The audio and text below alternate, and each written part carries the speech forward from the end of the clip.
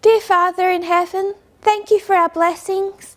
Thank you, Lord, for the fellowship we can have even so far apart, but we are close, Lord, in spirit. I pray that you will bless our fellowship as we can study together, as even at this distance we can look at how you have led your people in the past and how you are leading us now. I pray, Lord, that you will give us wisdom and courage as we study these things, as many of them we find quite challenging in our own particular ways, that we will be able to have a correct interpretation at the end times. I put all these things into your hands and pray in Jesus' name. Amen. So I don't want to get too far off course from what we've been studying, because I know that there was a discussion this morning in Brother Brendan's class about vaccines. So you're probably already aware that some of the direction that I'm heading in will include a discussion of conspiracy theories, including these particular topics. And when you consider how the United States began in 1798, the way that we have these two political factions, the way one of these political factions is supported by the evangelical right, the way that evangelical right is going to weaponize conspiracy theories to bring about that, to try and bring about their political end, including the enforcement of Protestant morality, just one aspect of which is Sunday laws. You can see that we already have conspiracy theories baked into our bread, if we could put it that way, of today's topic. So I do want to bring it around to conspiracy theories. It wasn't my intention to mention vaccines, but I will try and include some of these things as we discuss conspiracy theories, because I know that for each one of us, a different conspiracy theory can probably be much more, we're much more prone to follow. So for some people it might not be vaccinations. There might be another conspiracy theory that can be really challenging for us. For many people it's 9/11. For many people it's climate change. And I want everyone to be aware, the reason that I can speak with a degree of knowledge about these conspiracy theories is particularly because I used to believe all of them. You know, I'm not quite as young as some people might tend to think, but I was first vaccinated last year. And certainly climate change, grew up not believing in climate change because of books that I'd read. And many other things, 9/11, Walter Weiss, I was neck deep in all of that. So we've all come from something, and this is, conspiracy theories are a major part of Adventism, conservative Adventism, and what I'm trying to demonstrate is why it's such a major part of Adventism, and where these conspiracy theories, the most dangerous of them, can lead us to. So it's not that anyone is foolish for believing in conspiracy theories. Otherwise this whole movement's in trouble, because none of us would have any idea how to talk about anything. But we've all come from Adventism. It's baked into Adventism, and we need to start thinking about why that is. So I did in the break, I did find a couple of articles about not just vaccinations, but it's particularly targeting that subject, but there's just a few articles that will actually give some of the reasons behind conspiracy theories. It's actually quite an interesting study about what composes these theories, why they become so easy to believe.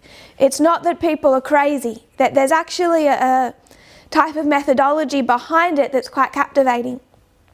So I'm hoping that everyone has joined the media broadcast groups that have been created, and I'll try and have some of those articles put on the media broadcast group so that it can be accessible, and we might mention a couple today. So I've already began. I'm sorry for Zoom. With Zoom you may have difficulty you may have difficulty on Zoom now seeing the details of the writing. I know that it's a bit far away. We are prioritising the recordings because that is what will go online.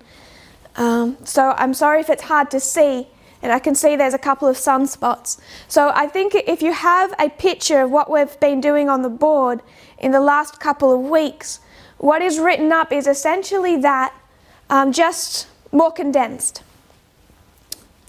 So you have ancient and modern Israel. We've just overlaid them. There's a quote in the Great Controversy 457.2, and it's just interesting. In this Great Controversy quote, all that Ellen White is saying is that the history of ancient Israel is a striking illustration of the past experience of the Adventist body. And then she goes into how the Hebrews were brought out of Egypt, their disappointment, the Red Sea, their need to trust in the guiding hand of God despite these disappointments. All that she's doing is taking this history of ancient Israel as they come out of Egypt, and she says that's a striking illustration of the past experience of the Adventist body. So she's here in the 1888 history writing the Great Controversy, and she's saying that this coming out of Egypt is a striking illustration of Adventists' past experience. So she's going back to this Millerite time period, the disappointment, the coming out of apostate Protestantism. It's just a neat quote to show her also recognise this compare and contrast. And then in this Great Controversy quote, again written in this 1888 history, she says, if all who had laboured unitedly in the work in 1844 had received the third angel's message and proclaimed it in the power of the Holy Spirit, the Lord would have wrought mightily with their efforts. A flood of light would have been shed upon the world. Years ago, years before 1888, the inhabitants of the earth would have been warned, the closing work completed, and Christ would have come for the redemption of his people. So this is another quote to reinforce what we've been saying, that Christ should have returned prior to the 1888 history. So as we compared and contrasted, we saw ancient Israel, modern Israel.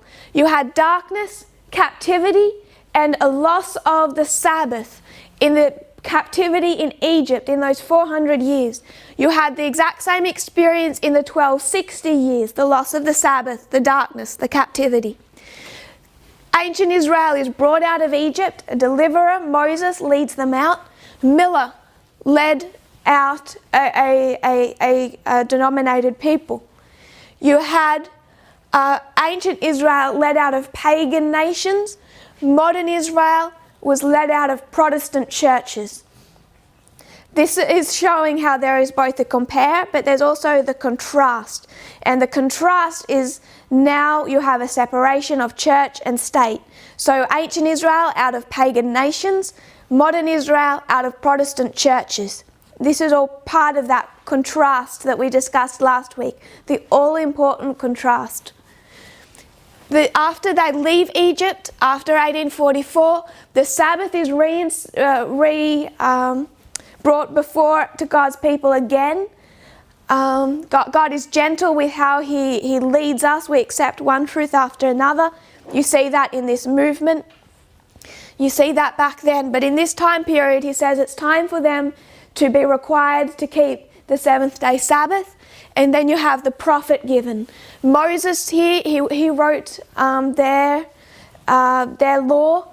And here we have Ellen White, who becomes the prophet for modern Israel. You have a going back into the condition of Egypt, that Apis bull experience, the asking for a king, this apostasy, this idolatry that they should have left behind in Egypt. In 1850, we also have the Laodicean condition, this losing of our message of time, etc. There was a condition of Protestantism we were meant to leave behind. This experience in Babylon, they could have come out of Babylon ready to do the work. 1888, same thing. Work could have been completed. But again, it was a failure on the part of God's people. the final history, the Omega history, Rome, and the history of the 144,000. And this is the history of success. It's when ancient Israel, in whatever damaged fashion, however much they weren't equipped as a nation to take part in that work, the work was completed by a remnant. So I wanted to ask, what three things did God's people of ancient Israel have wrong in this history? So we've discussed part of that. What they had wrong, which caused them to reject Christ, is they were wrong about the king, the kingdom, and the external events. So they were wrong about the king, they were wrong about the kingdom, but they were also wrong about the external events. The reason they were wrong about the external events is you can't misunderstand the nature of the kingdom and then have a correct understanding of the external events that relate to that kingdom. So they expected the overthrow of Rome. What they didn't expect is the destruction of Jerusalem. This relates to, and again, this is an interesting contrast. When you come back to that history, they don't understand the events that relate to ancient Israel. They also don't understand the events that relate to the end of the glorious land. So they misunderstand the experience of ancient Israel. They also misunderstand the events relating to the glorious land. And the glorious land is where today? It's the United States. So we, Adventism, in the same condition as ancient Israel, there's three areas of error. Don't understand the nature of the king, don't understand the nature of the kingdom, and also the external events that relate to modern Israel, God's final denominated people, Seventh-day Adventism. They also don't understand correctly the external events that relate to the glorious land and what's going to happen to the glorious land, which is today the United States of America. So we have those two parts because we have to separate the glorious land because Seventh-day Adventism is not a theocracy. It's just part of that contrast. So that's three areas that ancient Israel was wrong, and that is also directly relates to the mistakes modern Israel is going through. Then we came to, we spoke about the cure. The cure for these wrongs was parable teaching. It was Christ's parables. Coming to modern Israel, I have, just to remind what's been said before, we compare and contrast ancient with modern, but we can also compare and contrast our Alpha and Omega histories. Our beginning will teach us of our end. So that's why we spent so much time on 1798.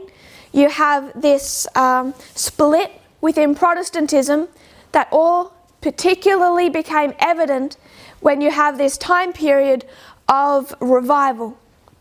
So the First Great Awakening, we're beginning the Second Great Awakening. There's this split between liberal and conservative. It's been split particularly about how they relate to external events, how they both view the American Revolution, the forming of the Republic, the nature of the Constitution, America as a secular or a Christian nation, the French Revolution, etc. So depending on how they view external events, would help split them, Protestantism, into these two branches. I don't want to discuss the liberal branch too much because I don't think they have that much to teach us.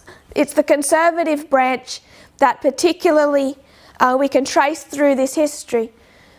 I want to be specific. We talk about the Pharisees, how they were into reforms, all of that. But there's a danger that people misunderstand the terms liberal and conservative. I want to be more specific today. When I'm talking about liberal and conservative, if you were to look at the United States right now, and you were to go to two news sources, Fox News and MSNBC, if you were to look at those two news sources, Fox, MSNBC, and you were to look at their female hosts, which one looks more modest? MSNBC, the liberal branch. If you were to go and watch Rachel Maddow, she may have short hair, but she looks less provocative than the bleached blonde, short skirt Fox News female hosts. So if you're going to make this about reforms, then it's really going to start to take us away from what I've meant from the very beginning about liberal and conservative. I'm talking about social liberalism and social conservatism. You'll find lesbian Rachel Maddow presenting for MSNBC, and she's in a neat suit, doesn't have to show much skin, doesn't have to wear a lot of makeup, doesn't have to dye her hair. It's Fox News that has to create that image. Even when you do see on both sides, at the very least, they're equally, they might be equally into those things. They're wearing makeup. The men are wearing makeup on Fox and on MSNBC. When I'm talking about liberal and conservative, I'm specifically talking about socially liberal and conservative, social issues. So this socially conservative branch of Protestantism, there's some things that particularly characterize them. In 1798, there was the first, I think it might have been the first, at least two of the three, if not all three. I think there was about two. So in 1798 and then in 1799, combine the 2 years, there were three widely publicised sermons by the Reverend Jedediah Morse disclosing a dark conspiracy involving both domestic critics of the John Adams presidential administration and a mysterious order of European anarchists known as the Bavarian Illuminati. By framing his suspicions in the form of a Jeremiad is like the book of Jeremiah. It's a long, woeful talk about, it's a bitter lament about society's ills and immoralities. Because he's framed his sermons in that way, what Jedediah Morse was, he portrayed this Illuminati conspiracy as a divine test for the United States. As a result, the conspiracy provided a rhetorical justification for the condemnation of domestic political dissent on moral grounds.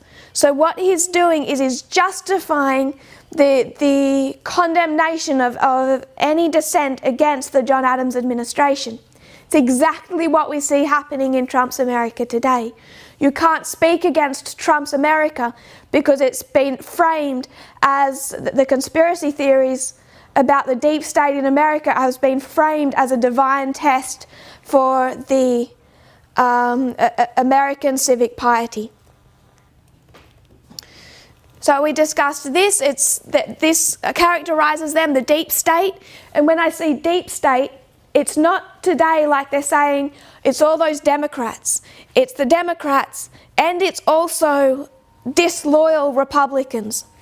And they have different words for those within the Republican Party. But it crosses party lines. It's a deep state that's particularly one side, but is also everyone within one's own party that is not loyal. So we discussed the other side, the other political party was Thomas Jefferson, but then you also had Hamilton. Hamilton is in the same political party as John Adams, but he's not loyal to John Adams. So both men were brought into this conspiracy theory. It crossed party lines. That's what makes it this evil deep state. Doesn't matter what party you belong to, they're part of the Illuminati and they all have a satanic agenda. Again, this idea that this deep state is controlled by Satan is directly satanic. Also characterized by their belief that America was formed as a Christian nation, built on Christian moral principles. The combination of church and state, they believe in that combination of church and state, even though they might phrase it differently. If I could refer to one Ralph Drollinger, one of Trump's favourite pastors, serves in his administration. To quote him, Ralph Drollinger, he says, "The institutional separation of church and state does not imply an influential separation of church and state." So he's saying the separation of church and state just means they're institutionally separated, church and state. But that does not imply influential separation. The church should influence the state. So they use this logic to justify the fact that they say, no, we believe in separation of church and state, but they're referring to an institutional separation. They believe in an influential union. That is what Jedediah Morse believed in, this combination of church and state. And it all stems from a literal to literal interpretation of Bible teaching. So, literal to literal, ancient Israel, theocracy, modern Israel, theocracy. Ancient Israel, the morality of the nation defined its success as a political nation. You couldn't break the Sabbath in ancient Israel without the law punishing you. Modern Israel, as they see the United States, glorious land, you shouldn't be able to break Sunday without the law punishing you. You shouldn't be able there should be no infidelity, no immorality, no homosexuality, nothing that they see as an attack on Christian values. So this is why Jedediah Morse was saying in 1798 that morality, Christian morality, needed to be enforced by law. So you find that at the very beginning. And remember, the United States, if we follow our rules of parable teaching, it will end the way it began. So he believes in the enforcement of morality. Literal to literal will teach you that. They believe in slavery. Literal to literal will teach you that. They believe in Sunday laws. Literal to literal will teach you that. So it's been this one thread, this conservative thread, socially conservative Protestantism that's gone through this whole period of the last 200, 300 years from the forming of America with this mindset about this literal to literal interpretation, and that's why they keep coming back to these same things. As we come to our time period, we could discuss segregation, and we've done that. How they responded to the civil rights movement, because if you go to ancient Israel, you have a separation of the races. It's put in the law. So at each point, they're using this same methodology. So when we overlaid ancient Israel, the beginning of modern Israel and the end of modern Israel, we saw that it was all framed around recent events. The beginning of modern Israel, you had the abolishing of the Jesuits in 1773, the American Revolution, Declaration of Independence, the Constitution and forming of a republic, the French Revolution, the ending of papal power in 1798. All these external events are creating an interest in Protestantism about Daniel and Revelation. 1989, in the lead up to our time of the end, you had the same thing. There was the Cold War, the revolutions in Latin America, the Iran Revolution, the Afghanistan War, Israel, which had been restored, and in 1967 had regained control of Jerusalem. We discussed those external events and how that created an interest in Protestantism of the books of Daniel and Revelation in the few decades leading up to 1989, particularly the last, that 20-year time period. We quoted at length from an article, The Atlantic. So I just want to refer us back to a couple of those references. After the rapture, a 7-year period of tribulation would fall on those left behind. So there's some obvious things we disagree with, that Adventism and Protestantism would disagree over. The rapture is one of them. But they believe that that time period would begin with the appearance of an Antichrist as leader of a 10-nation confederation. He will seem to be a man of peace and will side with Israel when it is threatened by a northern coalition, which is now generally expected to be led by Russia, include Eastern Germany, the Arabs and Iran. Realization that the raptured saints, the faithful who were caught up, had been prudent to believe in Jesus will cause 144,000 Jews and a multitude of Gentiles to accept him as the Saviour and Messiah. These converts, together with two outstanding prophets, possibly Moses and Elijah brought back to life, will win others to Christ. Unfortunately, these new Christians will be marked for persecution by the Antichrist, who by this time will have begun to show his true colours. He seems very benevolent at the beginning. The Antichrist will seek total control over humanity by requiring that every person wear a mark or a number, probably 666, the designated mark of the beast, in order to buy or sell. Those who refuse to accept this mark of the beast will be slain or will risk starvation because they cannot buy or sell. Those who accept it will burn in hell. At about this point, the Antichrist will be joined by the false prophet, a religious leader associated with Babylon, a city called the Mother of Harlots and often identified in prophetic circles as the Pope of Rome. We took this and we went to discuss Mary Stuart Ralph, who began particularly writing about 1981. Two of her most famous writings, a book, When Your Money Fails, another book, The 666 System. I don't think they're any longer in print. I tried to find one of them on Amazon, and it was well over $1,000. So I'm guessing they might be collectors now. But we do have, in this article from 1982, explaining her logic.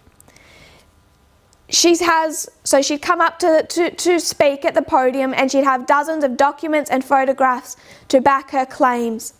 She would show you all these different companies from all over the world, from Caterpillar tractors made in the US to shirts made in communist China to things made in Germany. All that they have this computer program, all that they have 666 on their product code. Then she'll go to other companies and show in their computer programs they'll have 666 as a prefix. She'll take you to documents by the World Bank, the IRS, Medicaid, Selective Service. She'll show you Anwar Sadat, then the President of Egypt, reopening the Suez Canal to commercial navigation, and his warship with 666 allegedly emblazoned across its bow. President Carter, he had tanks built that were stamped with 666. Not a surprise, they didn't like President Carter. He was a little liberal, socially liberal. As were metric rulers widely distributed in the US during 1979. So she's just going to take all of these different examples, and what she's saying is, can you see? Can you see all of these things? Can they really be a coincidence? She's saying that they're evidence for a satanic deep state, a deep state led by Satan, which is why you would have the use of the 666. And all of these companies, they're part of this secret society that in the background, they're all linked. And you only know they're linked by seeing these secret, subtle messages that they'll send out to each other to say, we're part of this system, we're part of this deep state. I want to think about the methodology behind this type of, these types of conclusions that Mary Stuart Ralph was coming to. And I want to look at this really two different ways, two different parts of this methodology. And this first one I really don't want to have misunderstood.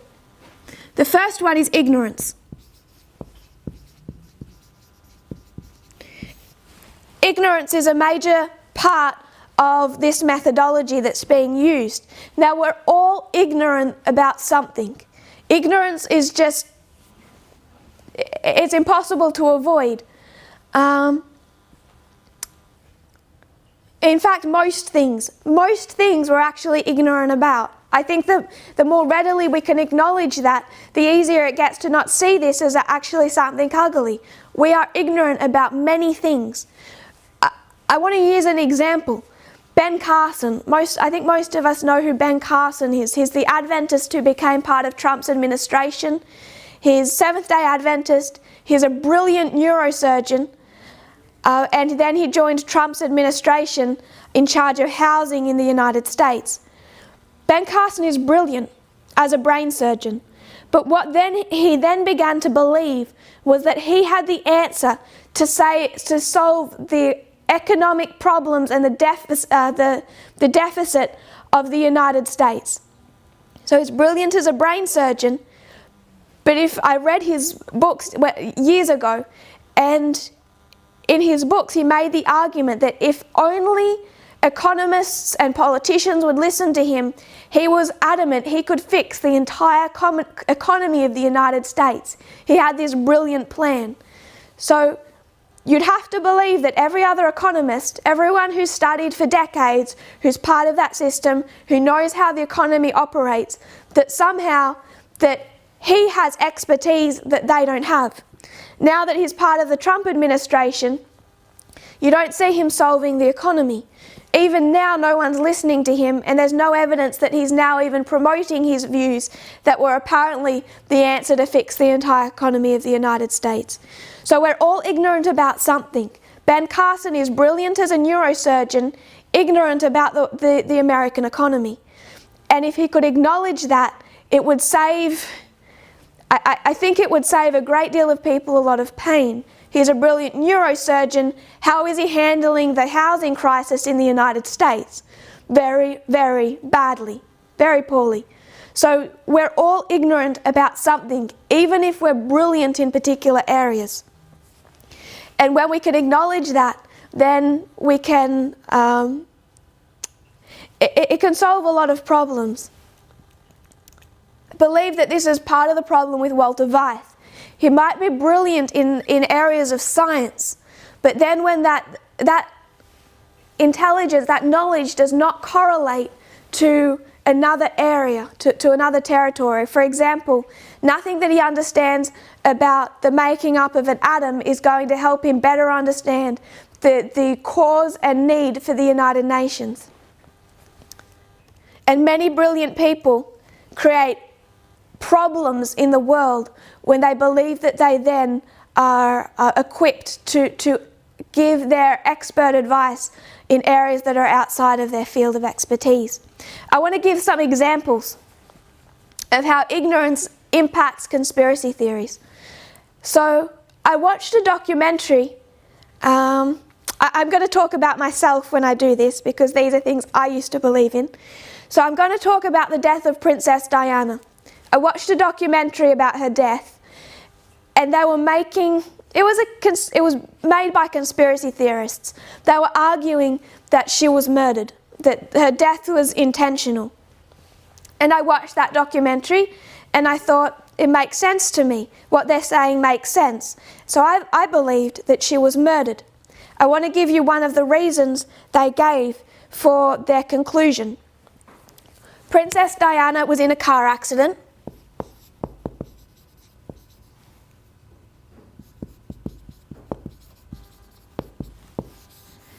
An ambulance attended the scene.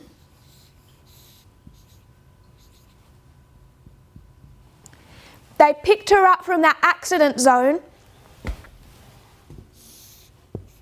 They had to take her 3 miles to a hospital. So they had 3 miles to travel to take her from where she was critically injured in that accident to get her to hospital, and these 3 miles took them 1.1 hours. So it took them over an hour in an ambulance with flashing lights, with no traffic, to travel 3 miles. So the argument that they make in this documentary is, why is it? This is a favourite phrase. Why is it? And if you're like me, and you've listened to enough Walter Weiss, I hear that phrase in his accent. I hear it in his voice. I hear him say, why is it? I won't try and mimic it. But that's the first thing they're going to take you to. Take you to this thing that's really hard to explain and then say, why is it that it took 1.1 hours in an ambulance with flashing lights and no traffic to travel 3 miles? The next phrase you'll hear. Could it be that's going to be phrased as a question? It's really hard to get Walter Weiss to actually say anything concrete because he'll phrase it as a question. He'll lead you to the conclusion that he wants to lead you to, but he won't tell you that conclusion. It has to be phrased as a question. Why is it that Princess Diana took 1.1 hours to travel 3 miles to a hospital when she's dying? Could it be that there was a plot, deep state plot, to bring about her death, to allow her to die? It looks like a really neat conclusion. I don't have to say there was a deep state plot. People wanted her killed. People killed her. This was intentional. I don't have to say anything like that. And you won't hear other people say anything like that. Walter Weiss will very rarely say something like that. It has to say, why is it? Bring a question to your mind that seems strange, that seems like it's something you don't understand, and then just ask, could it be? So I watched this documentary. They made this argument. But then later I found out this other piece of information. The medical system in the United States works very different to the medical system in France. So in the United States, the way their ambulances operate when they attend an accident is, if I had an accident here and I was 30 minutes from a hospital, the way they operate in the United States is they get an ambulance here, they put me in that ambulance, and then they're going to get me to a hospital as fast as they can. That's their number one objective, is to get me to hospital. So if I am dying in the ambulance, if there's any kinds of problems, then their number one objective is just to get me to that hospital as quickly as they can. They don't run by that system in France. In France, what they have is what they call a stay and play. So there's 2 different ways of operating with an ambulance. There's what is called scoop and run versus stay and play. And they're just short little phrases that were created to show people the different ways that the medical system operates. So in the United States, it's scoop and run. Get you in an ambulance and rush you to hospital. In France, no. They have ambulances equipped that if you are dying, the objective is not to get you to hospital. The objective is to treat you in the ambulance. That means pulling over. That means getting all the medical staff in the back of an ambulance, putting in whatever drips they need to put in, doing whatever they need to do, and the back of that ambulance becomes the hospital bed and the emergency room. So it's a difference between how the medical system operates in the United States and in many other countries compared to how they operate in France. And because this is how ambulances operate in France, it's completely normal that it would take 1.1 hours to travel 3 miles when they're treating her in the back of the ambulance, which would require them to go slow or to pull over so that they can perform certain tasks. So again, this is something that you can say, why is it? Could it be? Someone who doesn't know this information, who's ignorant on the medical system, like I was, in some degree still am, would see this evidence of a conspiracy. But when you have information, you see that this could it be is actually not sustained by any type of fact. Another one, climate change. You'll see this argument made. If I have a glass of water, and in this glass I put ice cubes, and then I put some water in this cup, let's say I put the water to here, ice is water that as it has cooled, it actually solidifies, but it also expands. So ice has more of a circumference, it takes up more space than water. So as this ice melted in my cup, even though some of it is showing, you could calculate that the water level, if all of this ice melted, would actually go down, not up. So if this ice melted, the water level goes down because this ice, as it warms and it shrinks, is going to take up less space. People use this argument to say that the polar ice caps, if the polar ice caps are melting, then all of that ice, which is expanded water, is going to make the ocean go up or go down. Go down, because that ice is water that has expanded. And even though some of it is showing, if you can picture, I think we all have the idea in our minds about the iceberg. A little bit of it's showing, a great deal of it is underwater. So if you're to take this to an iceberg, the water is across here, but the iceberg is huge underneath. If this iceberg melted, would it cause water to go up or down? Down. Because the water, it's expanded as it's frozen. So when we talk about rising sea levels, people will argue you can't have rising sea levels. In fact, if all of the ice melted on those ice caps, the water level is going to go down. You should have lowering sea levels, not rising sea levels. So again, I heard that argument, I actually heard that from a scientist, and it seemed logical. So I did not believe in climate change until I heard another. It just took one sentence to know that my entire model was gone. Just one sentence. And that was by another scientist who said, isn't one of the polar ice caps on land? So that's fine, but most of this world's ice, much of it, is where? Now you have all of this ice sitting on top of a landmass, and now we're in trouble.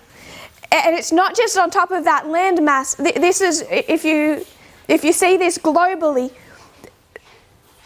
you can see that even though you have some ice that would melt, like these icebergs as they melted, and the sea level would go down, that would be counteracted and then eclipsed by the amount of ice that is actually sitting on top of a landmass. So again, you could go to this and say, why is it that scientists aren't telling you about the fact that the ice going down would shrink water levels? And you'll see on YouTube, conspiracy theorists take a glass of water and demonstrate how sea levels should shrink. And then I saw another video with another scientist, and he had a glass of water with ice in it, and then he just emptied an entire bucket of ice onto the glass, and it was I suppose a humorous way of making his point. But you could say, why is it they won't tell you that ice expands, is expanded water? Could it be that there's some type of conspiracy theory within the scientific establishment to bring about a political agenda? And again, this is just one example of an argument they used that is based on ignorance and uses people's ignorance against them. I don't want people to become offended when I say ignorance. It's just a fact that all of us are ignorant about some things, if not most things. That's why we research and look for answers. The other reason behind these conspiracy theories is it's actually a mathematical theory. Again, I'm more ignorant about mathematics than I would like. So I'm not going to go into all the explanations of this theory, but I will have some links to a discussion about it placed on the media broadcast. It's called the Ramsey theory.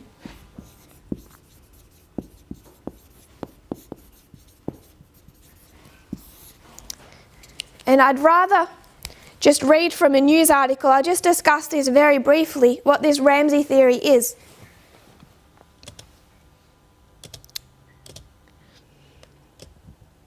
And I can see that this one is from Science Alert.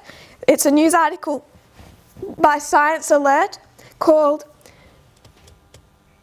it's going to link to a TED education talk titled The Origin of Countless Conspiracy Theories.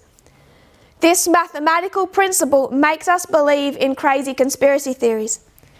There's no denying that humans are incredible creatures. Putting a rover on Mars, detecting gravitational waves, finding the Higgs boson.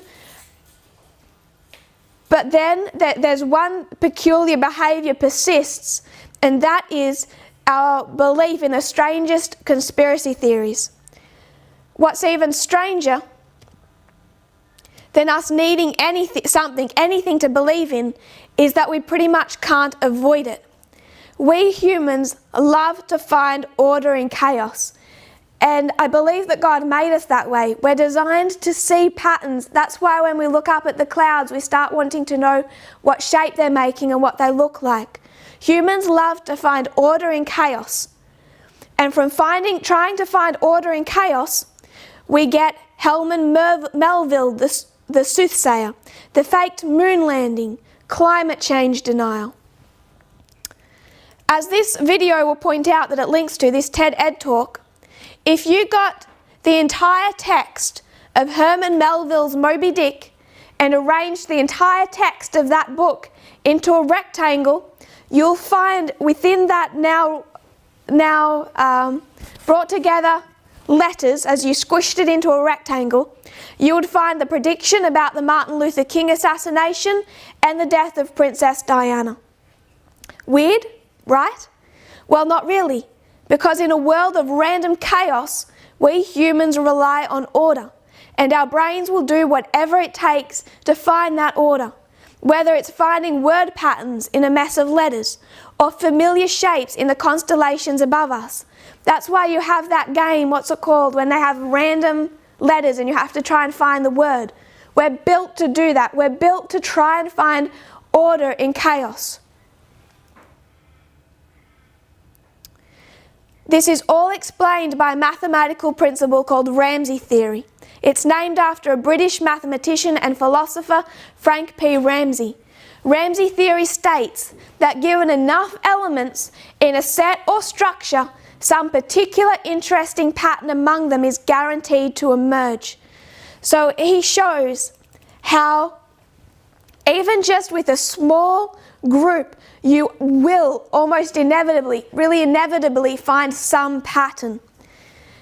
One example they usually give to demonstrate this is if you have some people at a party. Imagine you're at a party with 6 other guests without knowing anything at all about these people. It's a mathematical inevitability that some group of 3 of those people either all know each other or at this party have never met before, based on the number of possibilities that can be applied to the group. But the mathematical equation it takes to figure this out with just 6 people gets out of control the moment you start adding more and more people in, because the number of possibilities becomes overwhelming, even for as few as 40 or 50 people. Seriously, if you wanted to use this equation to find a group of 5 people in a party of 48 who either all know each other or have never met, you'd end up with more possibilities than there are atoms in the universe. That's how prone we are to seeing the formation of patterns, even within a small group. It's a mathematical inevitability that the stars in our sky are arranged in familiar shapes, and the letters in a novel appear to conceal a prophecy, and we humans have been conditioned to find them. But just as maths makes conspiracy theories an inevitability, so too does it render even the most persistent ones impossible. You can read more about it, but let's just say that the suppression of a cancer cure would have been leaked by someone inside Big Pharma in just 3.2 years. So mathematically, they can show you how prone and easy it is for us to locate conspiracy theories, because in even a small group set of data, you are inevitably going to find patterns.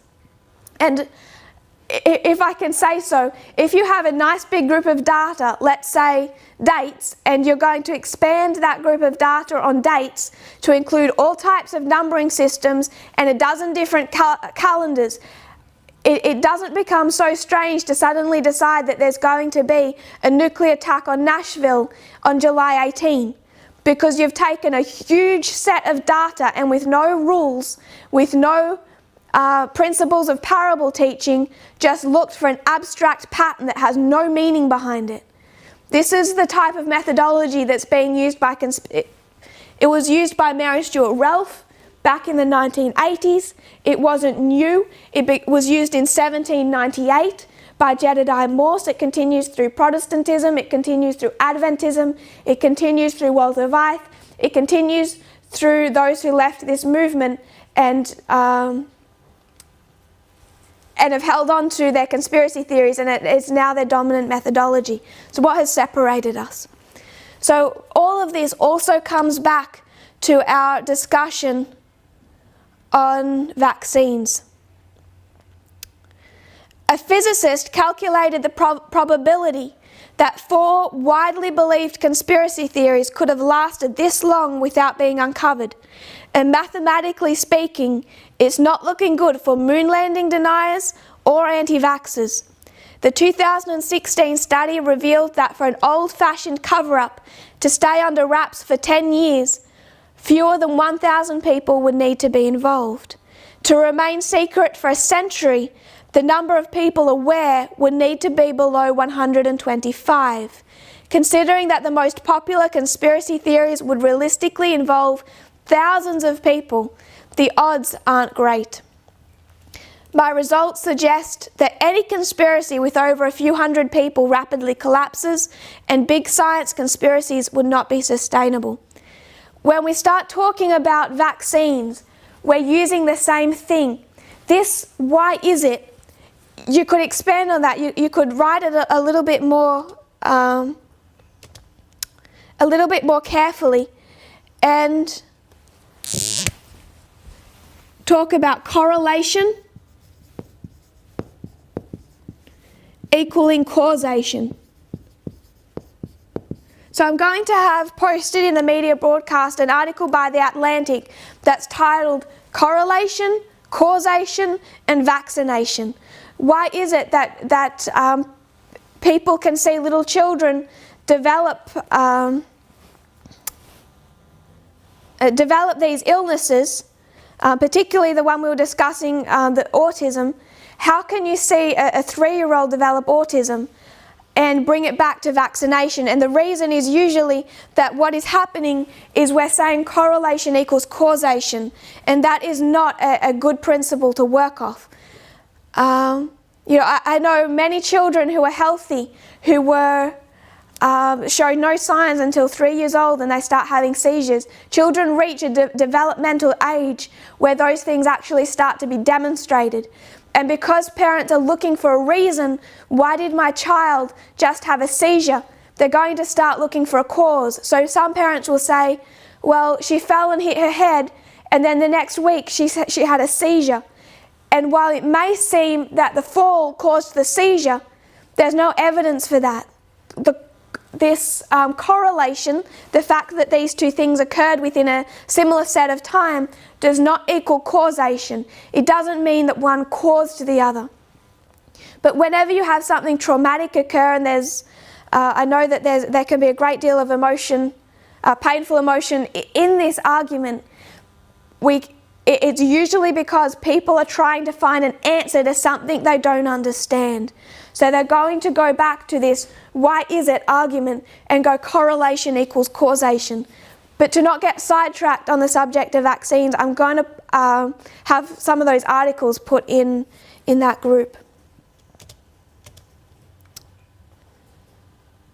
So I want us to have a little look at just one quote of Walter Weiss. If we can see if we can see what has been done here, these two parts of what can build a conspiracy theory.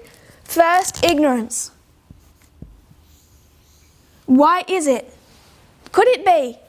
Second, the Ramsey theory. The fact that you are going to find patterns. You're going to find a 666 in a random group of numbers. You just will. If that group of numbers, even a small set group of numbers, the chances are it is inevitable there will be some type of pattern. Depending on the size of the group, highly likely that pattern will include a 666. We used two examples of how ignorance is built into these conspiracy theories. The death of Princess Diana, just basic ignorance about different medical systems across the world, ignorance about climate change, and the melting polar ice caps and rising sea levels. And then we briefly looked at Ramsey theory, which I will link to articles who can explain it better than I can. But I will erase these. And there's just one quote by Walter Weiss, really just one paragraph that I want us to take apart and see how we have both ignorance and a misunderstanding of the Ramsey theory built into this statement. And I'm going to be honest, both for time and for sanity, I didn't watch a lot of him to get to this quote. I watched about 5 minutes and picked the first paragraph he said that contained any actual information. It's not that I haven't watched him, I grew up on him. I've seen, I think, his entire Total Onslaught series. But I'm just going to take this one paragraph because it was the first thing I came across in his video. But it gives an example of his whole mindset. And I know that this is an example of his whole mindset because he still continues to promote the Total Onslaught series. And I remember keenly the way he built his arguments in the Total Onslaught.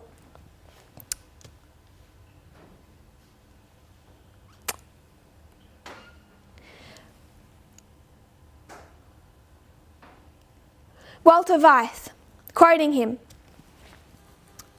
he says, "Look at some false flags, some distractions. The media tells us who is in control. And who is the troublemaker? Who is the media telling you the troublemaker is? It's saying the terrorists in the Middle East." So he's framing this around terrorism, 9/11. Who has ever been to the Middle East? Who has ever seen those countries? So you'll remember we actually referred to this quote a couple of weeks ago when we spoke about Sunnis, Shias, Iran, Saudi Arabia. Who has ever seen those countries? Who has ever travelled through Syria? I travelled through Syria from the south to the north and from the north to the south before it was destroyed. So before the Civil War. And before it was destroyed, I thought it was already destroyed. It was like going back into the Middle Ages. People on donkeys riding around with long beards. Speaking now with sarcasm. They were so frightening I thought the whole world would quake in fear just looking at them. So that he's being sarcastic. They don't look frightening to him. Ridiculous. And if you look at their society and how they live, there must be something else that must be creating that false flag. So what is he going to do? He's going to take you to come and look at Syria. Now he's going to take you hundreds of at least thousands of kilometres away from where the actual issues were. They weren't in Syria. They were in Saudi Arabia and Pakistan and Afghanistan. Not in Syria. Syria is Shia. Hoping we could remember that study. So he's also going to take you far away from the actual scene of where terrorism was fomented. But what is he doing? He's saying, why is it that when you go to Syria, you see people on donkeys riding around with long beards who don't look fearful? How come you see that when you go to Syria? And you're not seeing these terrorists that the media is telling you exist there. So it's the, why is it? And now he's got to introduce the, could it be? Could it be that these Syrian terrorists are a false flag for someone else that is controlling behind the scenes and was behind 9/11 and these attacks. So first of all, I already tried in that other presentation to deal with the ignorance that's inbuilt. And it becomes really easy once you start going into that history, and we did. We showed Iran, it's Shia. Saudi Arabia is Sunni. They are both church-state models. We used a parable example as if Shia was Catholic and Saudi Arabia, Sunni, was Protestant. The reason we labelled one Catholic, one Protestant is because one believes in taking care of sacred sites and images. Essentially, the Sunnis see the Shias as idolaters, the same way a Protestant would look at an image of Mary and all that Catholic regalia and call it idolatry. What you have is two church-state governments where the church controls the state. You go back to the Middle Ages, that's what you had. So as you can imagine, it's like in there they have this same problem as we saw in the 1260, where you have a Catholic-run country and a Protestant-run country, and in the end all you get is a lot of bloodshed.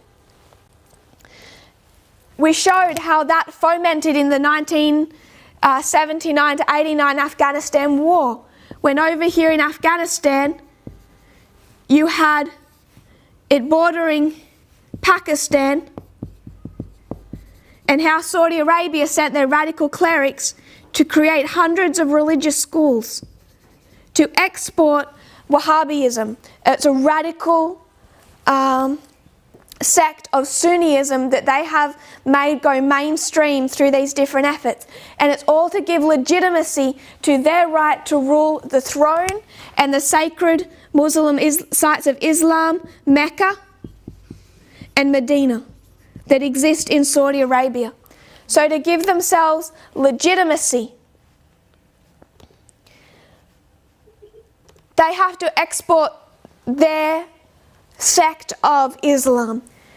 They saw their opportunity in the Afghanistan war, and it spread through Pakistan, and that is what became in Pakistan, in that one town that we said that became like the birthplace of all of this.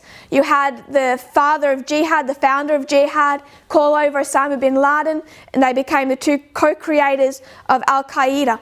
The same town, same time period, the men, names that we don't know very well, the men that became the early founders of ISIS, before they called it ISIS, those terrorist organisations springing up as this radical version of Islam was particularly fomented by primarily Saudi Arabia. Iran, they have their own.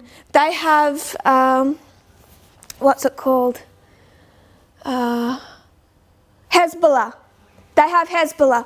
That is essentially a Shiite radical, really quite a terrorist organisation.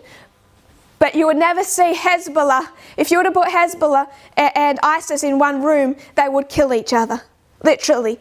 They are not in agreement because one is Shia and one is Sunni.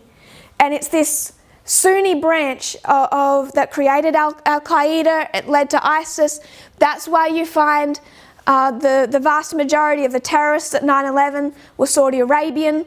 It's come out of here. And what Walter Weiss has done is said, I went to Syria, I travelled around and stared at the people and they didn't look scary. They didn't look like terrorists who would have hit at 9/11. First of all, wrong country. Second of all, Shia, not Sunni. And last of all, I don't want to get into who he is as a person. This isn't a comment about him. This is a comment about this statement. This statement is racist.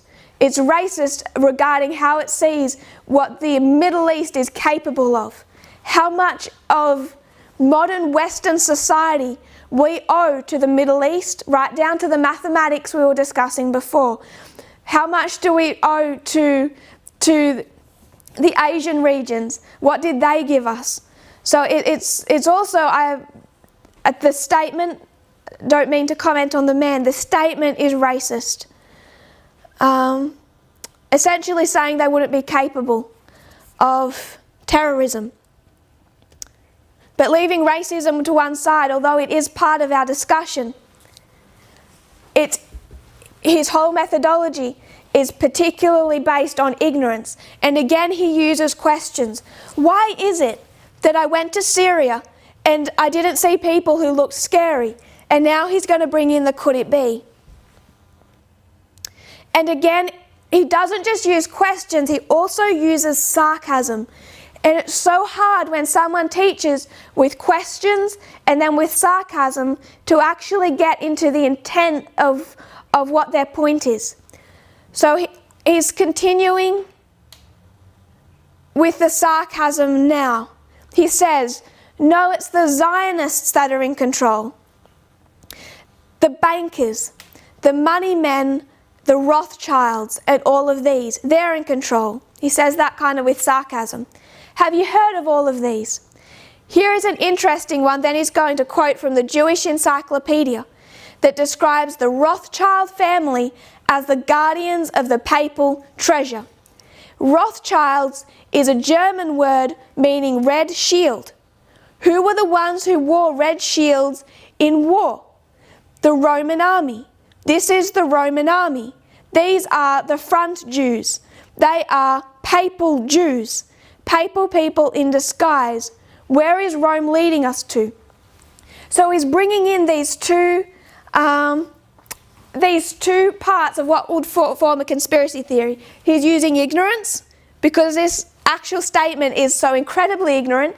He's bringing in the Ramsey theory, which is essentially that in any set of data you're going to see something that looks like a pattern.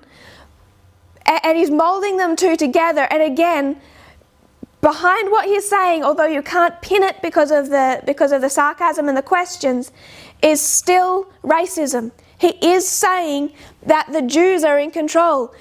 He just wants to get out of it by saying they're not your average Jews. These are papal Jews.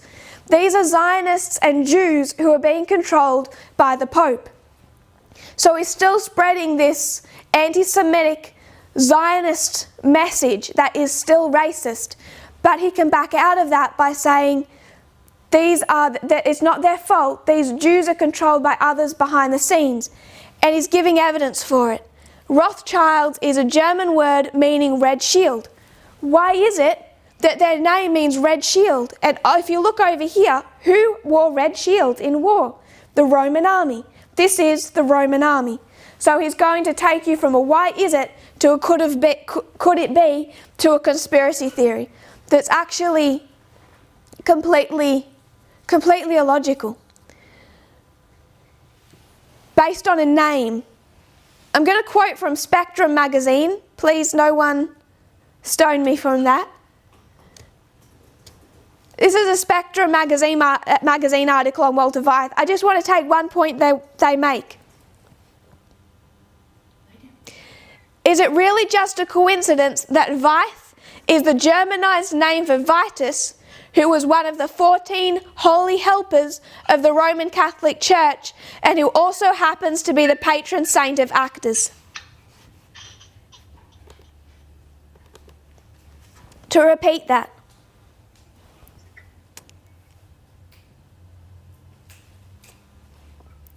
Is it just, I'm going to mute all, if we can all please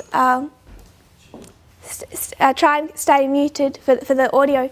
Is it really just a coincidence that Weiss is the Germanized name for Vitus, who was one of the 14 holy helpers of the Roman Catholic Church and who also happens to be the patron saint of actors? So if I was to use Walter Weiss methodology, I would say, why is it his name was one of 14 holy helpers of the Roman Catholic Church and who also happens to be the patron saint of actors?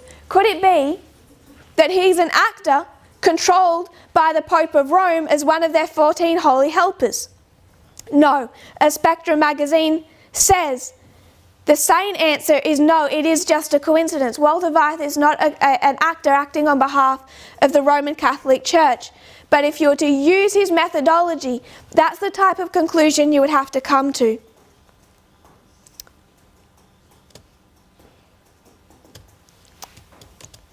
So back to what he has said here. I'm going to erase this, or I'll keep it up for now. He says the Zionists, they are in control. The bankers, the money men, the Rothschilds. He claims to not believe that, but what he's saying is that they are in control, but behind the Rothschilds,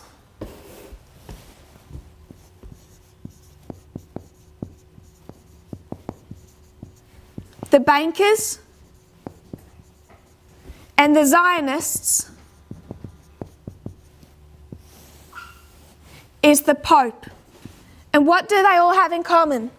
Zionists refers to Jews. The Rothschilds were a Jewish family. Bankers were associated with Jews. This is all the Jews.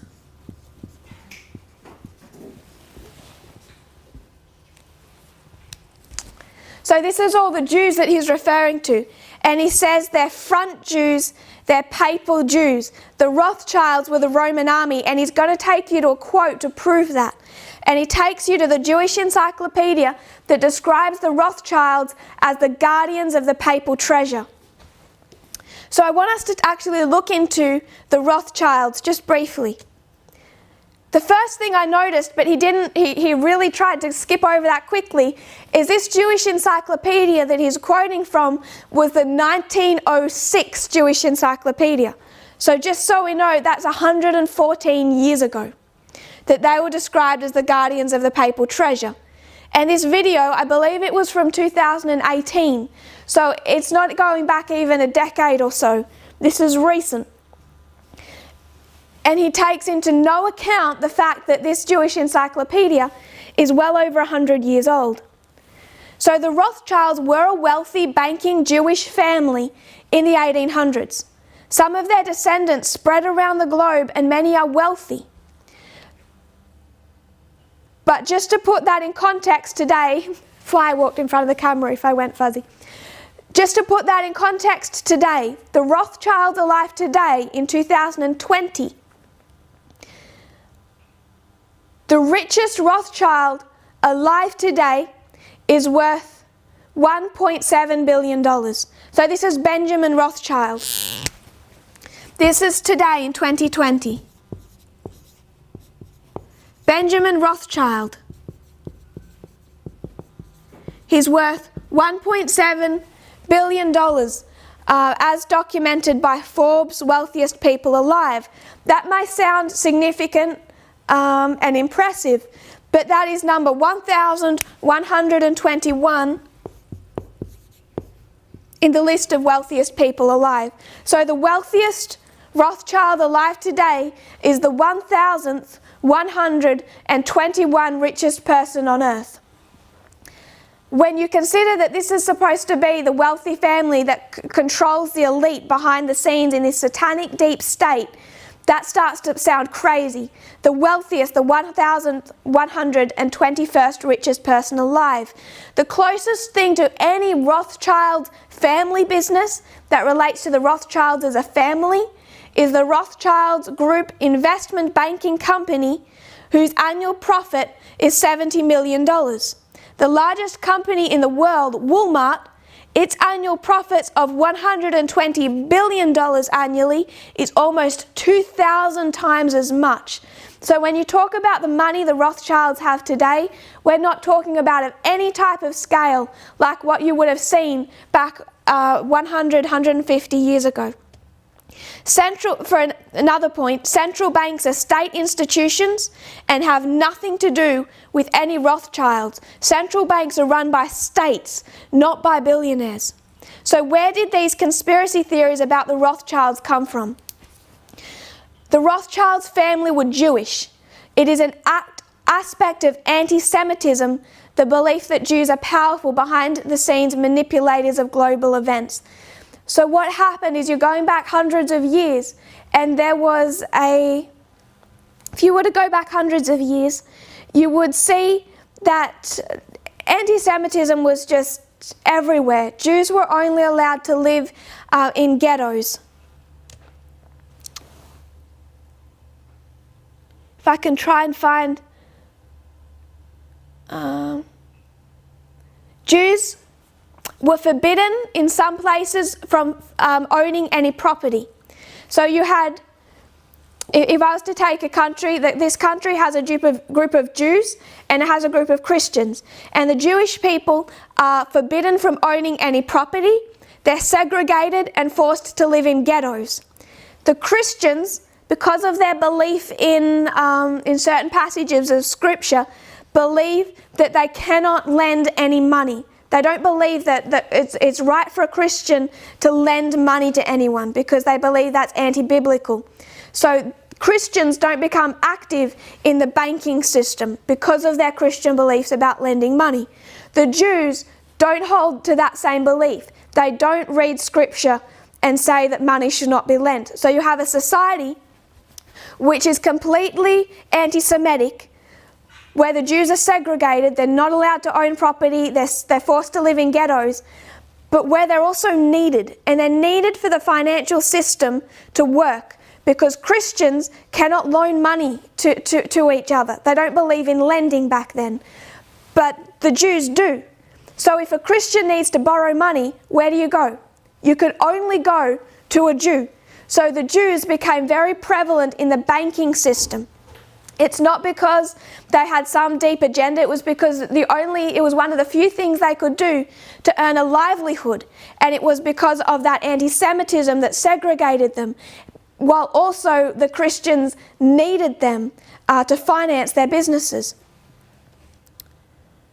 So it was really the prevalence of Jews within banking was built because of that system, that difference in religious belief that related to lending.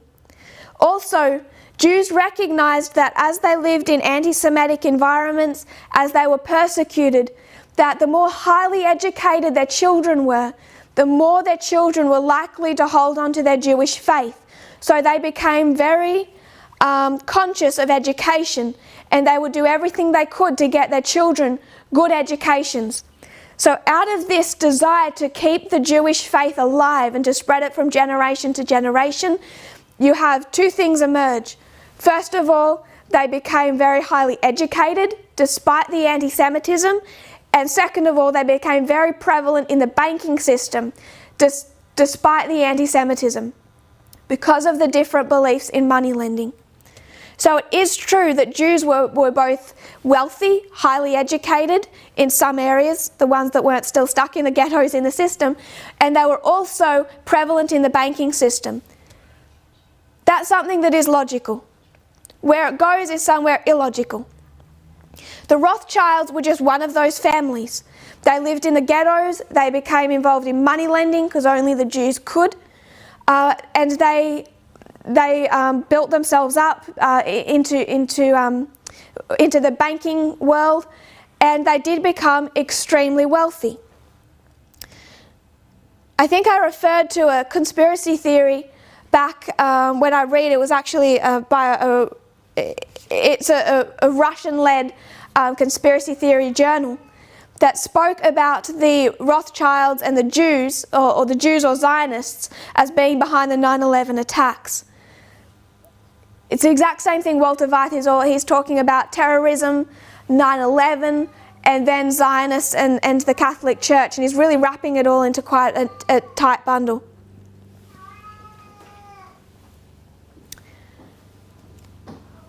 So this created anti-Semitism right back from around the late 1800s. It was particularly prevalent in the Catholic Church. When we've done the studies on the counterfeit of this, the counterfeit of modern Israel, where we went back and looked at modern Babylon and we saw Hitler's Pope, the way the Catholic Church responded to World War II as Satan was trying to resurrect this modern Babylon, this counterfeit of modern Israel. We saw that within the Catholic Church, just generally through the society, this anti-Semitism was very prevalent. And because of this, partly because of this anti-Semitism, largely because of it, you did have Jews become involved in revolutions. So if you're a persecuted minority and you're oppressed for a great length of time, what's going to happen? When there's a revolution, are you going to join that revolution? Yes. So you can see that in America right now. You can see that in the French Revolution. An oppressed society that has been subjugated for so long will react by forming part of this revolution. So when you had the Russian Revolution, were Jews involved in it? Yes, there were Jews that were part of the Russian Revolution. The cause is a natural one. They were oppressed and persecuted under the Tsar. But what Hitler does is he particularly takes this idea about the Jews as being wealthy, as being involved in the banking system, as being involved in the rise of communism and the Russian Revolution, and it creates an entire conspiracy theory around the Zionists. And this is what is going to develop into the Holocaust. He blamed the Jews for the loss of Germany in World War I. It was a Zionist deep state. He blamed the Jews for the Russian Revolution. And it's all behind this anti-Semitism. It was also rife within the Catholic Church. Really through most of society, it was quite acceptable for people back then to hold on to this conspiracy theories and anti-Semitism. So you have something that's actually quite logical. Jews involved in the Russian Revolution. Not just Jews, but they were there. They were there because they were persecuted under the Tsar and they wanted freedom like anyone else. So the Rothschilds, they became quite wealthy in the early 1800s. As they worked within the money lending system, their business continued to grow. And then, particularly when it comes to the Napoleonic Wars, they started lending money to different states in the Napoleonic Wars. Again, they can lend, Christians can't. As William I, Elector of Hesse, refused to join the French supporting Confederation of the Rhine at its formation in 1806, William I is threatened by Napoleon. In Frankfurt, he asks his agent, Mayer Askjell Rothschild, to convey bonds worth £600,000 he has received from Britain to subsidise his army to safety in England. So the Rothschilds were working between William I and Napoleon, and they were lending money in those wars. The Rothschild, however, used the money for his own ends with the help of his sons, Nathan Rothschild in London and James Rothschild in Paris. They first used the money to finance Wellington's army in Spain's war against Napoleon at advantageous terms of interest. In a notable coup in 1815, Nathan Rothschild spreads the rumour that Napoleon had won the Battle of Waterloo, causing London stock prices to collapse. He then bought a large quantity of equities at the bottom of the market, profiting handsomely as prices rose once the truth about the Battle of Waterloo emerged. In 10 years, the Rothschilds had accumulated a fortune of £11 million, and that is their money, not our money, so you can imagine interest. And they were able to then formalise a European-wide network of family-led financial institutions. If that sounds reasonable to you, that was the plot of a 1940 Nazi-released film titled The Rothschilds, and none of that's true. What Hitler did was he took the Rothschilds and he created a film in 1940 that showed the Rothschilds stabbing William I in the back and then Napoleon in the back, using both these state governments to finance to create a fortune of £11 million. How they crashed the London economy. This deep state conspiracy theory about the Rothschilds is not true. It's a plot summary of a film released by the Nazis in 1940. It was used to justify the Holocaust. So when we start talking about the Rothschilds, this conspiracy theory, there's absolutely no evidence for it. They built their finances by lending money, working through the banking system. But what Hitler turned that into is a conspiracy theory that's based on no fact. They didn't steal money from William I and then stab him in the back and then use Napoleon in the Battle of Waterloo. It's all just justification for the Holocaust. What did happen? As the Rothschilds were lending money, they weren't lending money discriminatorily, that they were lending money to whoever would take it. It's just finances, it's just work. In 1831, Cardinal Capellari is elected Pope Gregory XVI.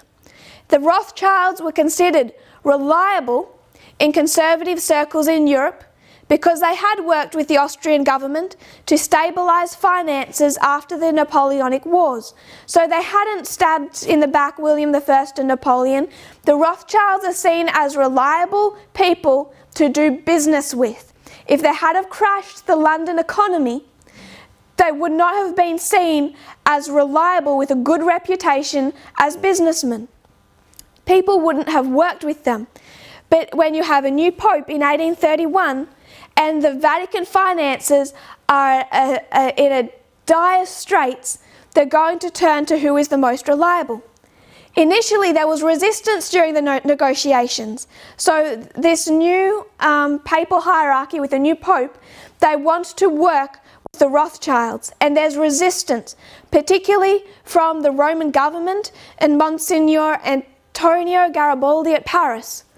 However, Alessandro Torlonia, acting for the Vatican, held direct negotiations with James Rothschild and thrashed out an agreement. So the papacy is struggling, it's falling, it's losing its papal states. This is about 43 years after 1798. They need to make some financial agreements. They turn to the Rothschilds because they have a good reputation. There's resistance because a lot of Roman Catholics don't like the Catholic Church getting bailed out by a Jewish family. This did not go over well. But there is an agreement signed on the 30th of November 1831.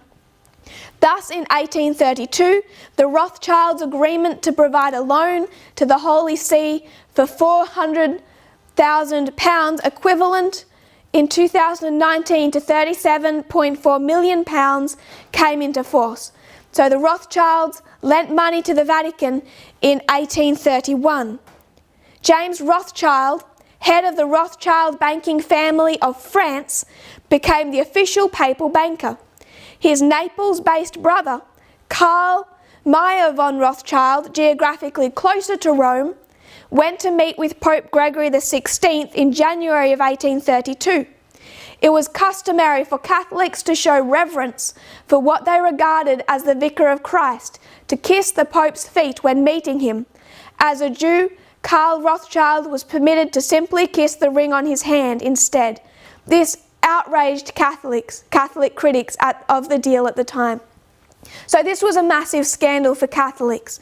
The fact that a Jewish family would bail out the Roman Catholic Church to the extent of, in today's dollars, £37 million. And then that one of the heads of that family didn't kiss the Pope's feet. A second loan occurred during the pontificate of Pope Pius IX in the early 1850s with the same members of the Rothschild family. After the collapse of a short-lived revolutionary Roman Republic and the restoration of the Papal States, reports of this loan led to stinging criticisms of Pope Gregory XVI in the Christian, in particular Catholic world, so particularly the Catholic world, but also through the Protestant world as well, almost all of which circulated around the Jewishness of the Rothschilds. So this wasn't the fact that they were the papal bankers was not some hidden knowledge that Walter Weiss dug out. This was a scandal in the 1830s, 40s and 50s. The French poet Alfred de Vigny said, "A Jew now reigns over the Pope and Christianity. He pays monarchs and buys nations." Ludwig Vaughan, a Jewish convert to Lutheranism and a member of the Young Germany movement, stated, "A wealthy Jew kisses his hand while a poor Christian kisses the Pope's feet." So a poor Christian kisses the Pope, the feet of the Pope, and a wealthy Jew only has to kiss his hand. The Rothschilds are assuredly nobler than their ancestor Judas Iscariot. He sold Christ for 30 small pieces of silver. The Rothschilds would buy him if he were for sale. Another prominent example is the mention of the loan in a sonnet by, I won't read his full name, I think they just call him Belly. While Belly found the Rothschilds highly objectionable, for him the Pope was even worse as a weak man who had sold both Rome and the state, and was thus no longer worthy of wearing the papal robes. This was not a deep state Rothschild controlling the world conspiracy theory. They were doing their job. They lent money to William I. They worked through the Napoleonic Wars, or they controlled some of his finances, and they interacted with the Vatican. It was no secret. It was widely acceptable. Let remind you, in the days when Adventism had a prophet, and is she speaking about any of this? No. If Ellen White was living through this and didn't feel the need to speak about it, to include it in any of her writings, in the dispensation she is living in, why is it somehow secret knowledge we've dug up today? Pope Gregory XVI appointed Cardinal Tosti as the new papal treasurer in July 1834. Tosti attempted to refinance the debt in more favourable terms. Because of the backlash among the Christian and Catholic community by their doing work with this Jewish banking family, Tosti, the new papal treasurer, tried to annul the agreement with the Rothschilds behind their back and to go into a deal with another banking firm in Paris because of this backlash. When he did this, one of the Rothschild heads travelled to Rome, held out his contract and said, "You signed this, you can't back out of this contract." And the Catholic Church was forced by that contract to not go into an agreement with another banking firm. The Rothschilds then tried to leverage their influence within the Vatican to improve conditions for the 15,000 Jews in the Papal States. They asked the Pope to cancel the extra taxes that were levied solely on the Jews, the prohibition on taking property from the ghetto, and the ban on working professionals, and that he abolish evidentiary standards that put them at a disadvantage in court cases. Their requests were declined. So they attempted to improve the lot of their disadvantaged Jews living in the ghettos in the Papal States, but none of that became possible. So when you go back and you see the work the Rothschilds did within the Vatican, yes, going back into the 1800s through the Napoleonic Wars, through the 30s and the 50s and forward, you had the Rothschilds working, doing their job, also working for the Catholic Church as part of their banking system. So when you come to a Jewish encyclopedia that's written in 1906 that says the Rothschilds are the guardians of the papal treasure, as much as that sounds as evidence of a conspiracy theory, it's really not. It's just historical fact. But that is historical fact that was true in 1906, not in 2020 or 2018. It was true in 1906. In 2020, how much influence does the Rothschild family have in the banking system? None. In the finances of the Vatican? None. None of that exists 120 years later. Nearly 200 years after, 190 years after that first loan was entered into. The system no longer works that way. So to use 1830s and 50s and then one sentence from a 1906 encyclopedia to prove this satanic deep state where the Pope controls the Rothschilds, controls the Zionists, controls the terrorists. That's the model he's brought up. Pope, Zionists, Rothschilds, terrorists, 9/11. Think about the evidence that that's actually built on, and there isn't any. In fact, it's built on ignorance, Why is it that they would be listed in a 1906 encyclopedia as being the guardians of papal treasure? Could it be that that they have a relationship to the Pope 114 years later? Could it be that this Pope controls the Zionists and that's a reason for 9/11, this satanic Illuminati deep state? Because it can't be here, because it couldn't be. Why is it that Syria is so apparently backward and not intimidating, that terrorists can't arise from the Middle East? Because I walked through Syria and I didn't see any. Can you see how that methodology is built up? But it's built up the same way Mary Stuart Ralph builds up hers. Can you see the 666, the lyrics from the Coca-Cola advertising campaign, this Beatles song, the lyrics from the Beatles song? She uses the same methodology to come to the same satanic deep state conclusions.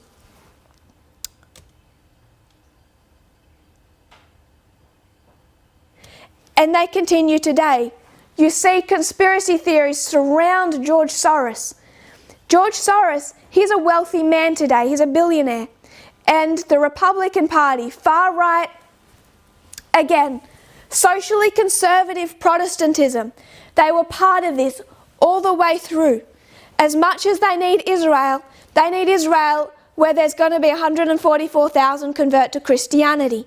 They can't have an Israel that's going to stay Jews. They don't support Jews. They need the Jewish state to bring about the 1,000 years, the coming of Jerusalem, and then 144,000 of those Jews will convert, is what they believe.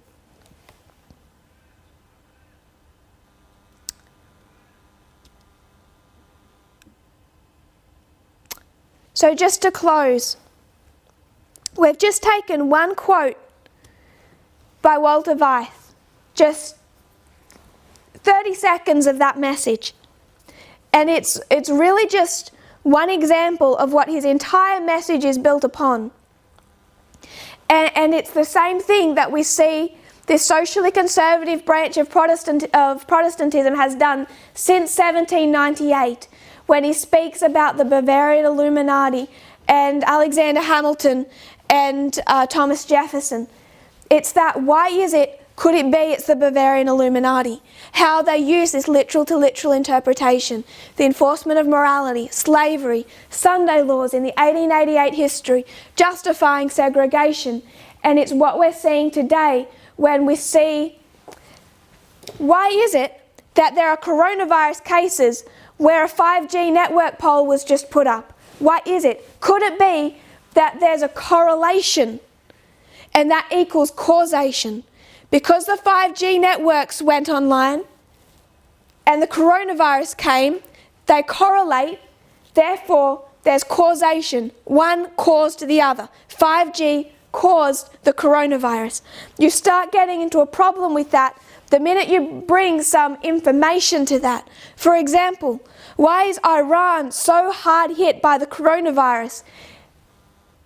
Even while they try and suppress it and hide it, Iran has no 5G network. Many countries that are suffering under the coronavirus, that are digging mass graves, have no 5G network. But because we're looking for an explanation and we see this correlation, we believe that there's causation. This is what happens to the most conspiracy theories around vaccines, saying correlation equals causation within the first few years of a child's life. It's this type of ignorance where we're all ignorant to some degree about many topics. That's why we research. That's why we have to trust experts in their fields. You have this Ramsey theory that we briefly discussed.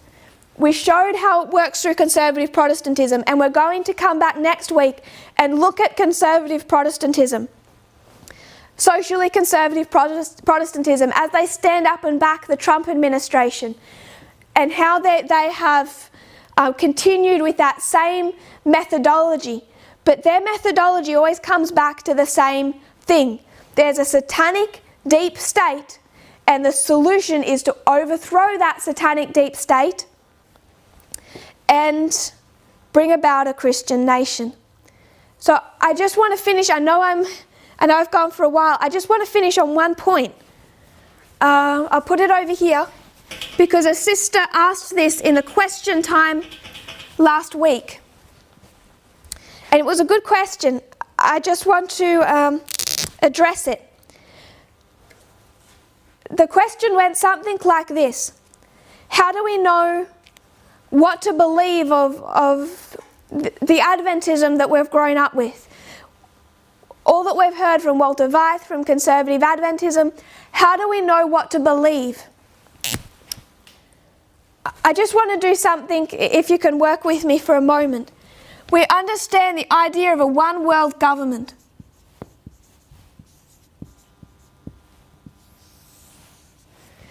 We get that from passages of Daniel and Revelation, particularly Revelation.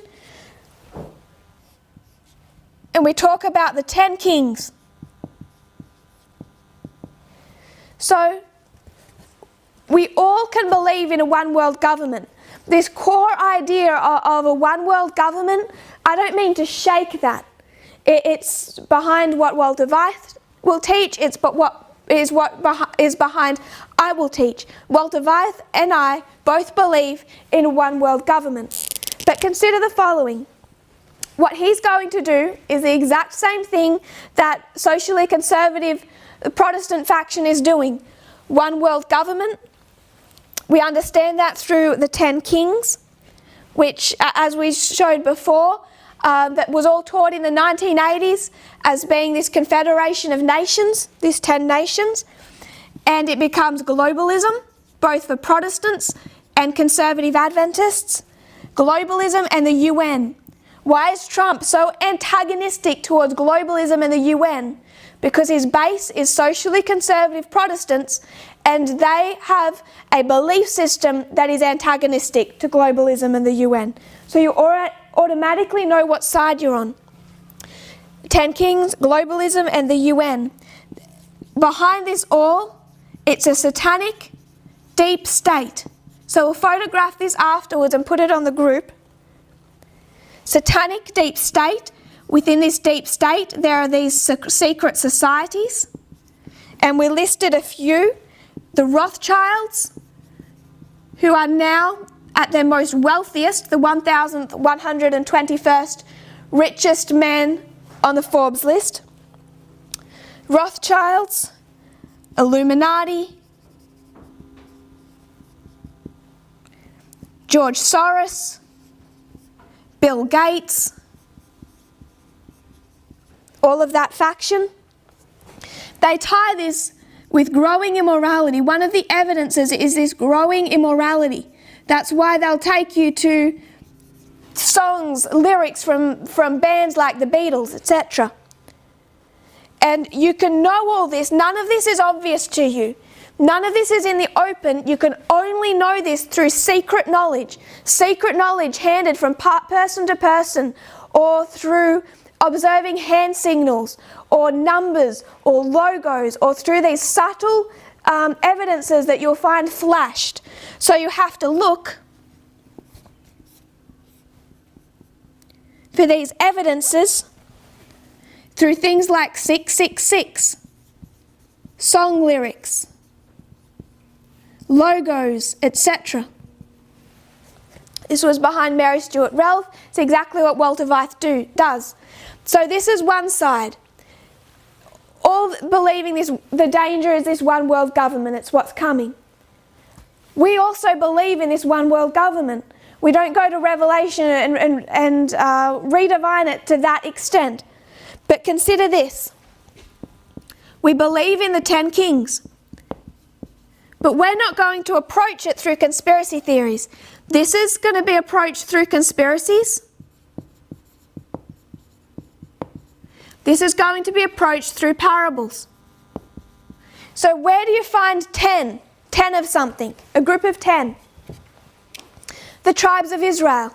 You have the 2 and the 10. So when you have the 10 tribes, how are they structured? You have 10, but does each one of those 10 have autonomy? No. You have one control the other 9. 1 control the other 9 is a dictatorship.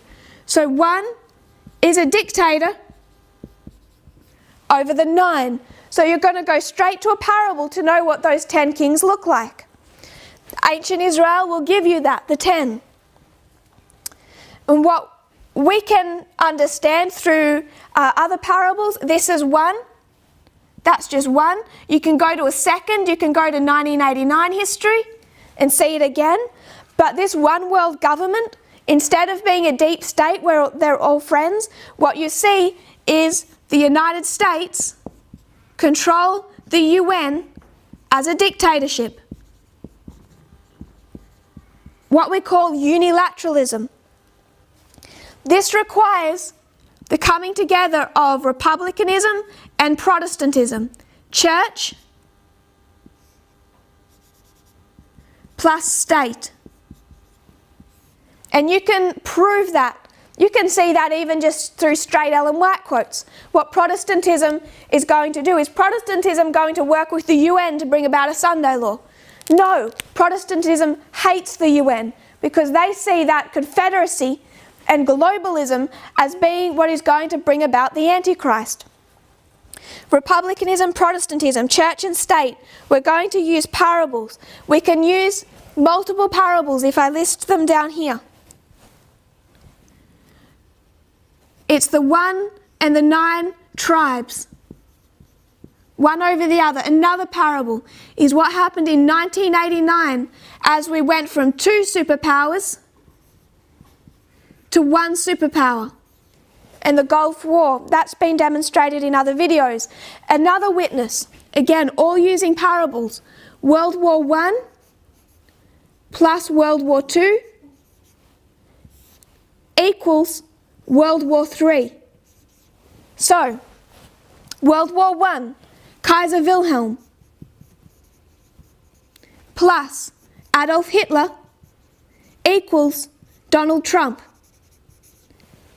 Now, was Adolf Hitler or Kaiser Wilhelm working with a deep state where all the nations were friends behind the scenes? No. If Hitler would have won World War II, what would you have? You would have a one world government. There would be other governments, it's a too large territory to control himself, but they are subjected under his leadership. It would be as it was with the tribes, a dictator controlling the others. So World War I, World War II equals World War III. Dictatorship, dictatorship, dictatorship. So these are all parables that will give us a witness for what this would have looked like. So while we all can believe in the idea of a one world government, what that looks like will take you down very different roads. And the conclusion of that, why we've come to a point in 2016 where it splits not just Adventism but also Protestantism, is because now it's visible. If you believe the one world government looks like this, who is Trump to you? If this is your one world government, globalism, the UN, satanic deep states, spreading immorality that you can see through these secret signs, who is Trump to you? Trump is the hero. Trump is the Cyrus. He's the anointed to save you. If you believe in this, that this is what the one world government is built upon, not on conspiracy theories, but using parable teaching, that we have given multiple witnesses that each stand alone. World War II stands alone, but we have scriptural evidences and historical evidences. Then Trump becomes what? Trump becomes the dictator. And everyone who goes down this line of thought will have the wrong understanding about the king, the kingdom, and the external events that tell us what is happening and what is going to happen to the glorious land. So Adventism does not understand the external events. They don't see the destruction of Jerusalem that's coming because they're on this side with Walter Veith, using the methodology and coming to the same core principled conclusions as conservative Protestantism. This side, this is the message of John and Christ in modern Israel that we're learning through parables that are designed to save us from this, to warn us about what's about to happen. And when the Sunday law of our dispensation passes, we won't be over here seeing Trump as the anointed Cyrus, the hero that's to save us from the one world government. We'll see that he is the one world government. So while we have, it can seem that we can come to many of the same conclusions. Someone was afraid last week that I was saying we shouldn't keep the Sabbath anymore. And that was because I'd worded a sentence badly. I'm not saying that. We have the same conclusions. But what it looks like in reality can decide what side at the Sunday law you stand on. That's the message that we're trying to bring to Adventism, we'll bring to Adventism. And the danger is that just like ancient Israel had the mindset of the pagan nations that led them to expect the wrong external events, Adventism has the mindset of socially conservative Protestantism. So next week we're going to have another look at socially conservative Protestantism today under the Trump administration and what they're actually doing right now. And we'll review some of this. Please send in your questions.